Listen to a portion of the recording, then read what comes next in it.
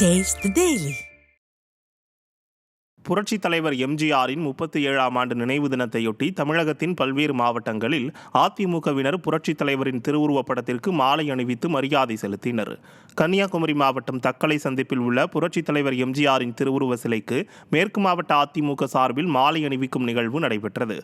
இதில் மேற்கு மாவட்ட செயலாளர் ஜான் தங்கம் புரட்சித் தலைவரின் திருவுருவ சிலைக்கு மாலை அணிவித்து அஞ்சலி செலுத்தினார். இந்த நிகழ்ச்சியில் கழக நிர்வாகிகள் பலர் கலந்து கொண்டனர். கோவை மாவட்டம் சூலூர் ஒன்றியத்திற்குட்பட்ட காமாட்சிபுரம் பகுதியில் புரட்சித் தலைவர் எம்ஜிஆருக்கு அஞ்சலி செலுத்தும் நிகழ்ச்சி நடைபெற்றது. இதில் சூலூர் அதிமுக சட்டமன்ற உறுப்பினர் VP கந்தசாமி கலந்து கொண்டு புரட்சித் தலைவரின் திருவுருவ சிலைக்கு மாலை அணிவித்து அஞ்சலி செலுத்தினார்.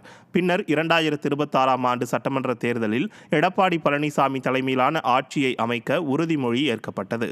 இதேபோல சேலம் மாவட்டத்தில் அதிமுக மாநகர் மாவட்ட கழகம் சார்பில் புரட்சித் தலைவரின் திருவுருவ சிலைக்கு மாலை அணிவித்து மரியாதை செலுத்தும் நிகழ்ச்சி நடைபெற்றது. இதில் அதிமுகவினர் ஊர்வலமாக சென்று அண்ணா பூங்காவில் உள்ள புரட்சித் தலைவர் எம்ஜிஆரின் திருவுருவ சிலைக்கு அதிமுகவினர் மாலை அணிவித்து அஞ்சலி செலுத்தினர். மேலும் பெரியாரின் நினைவு நாளை முன்னிட்டு சேலம் ஆட்சியர் அலுவலகம் அருகில் உள்ள பெரியார் திருவுருவ சிலைக்கும் அதிமுகவினர் மாலை அணிவித்து மரியாதை செலுத்தினர்.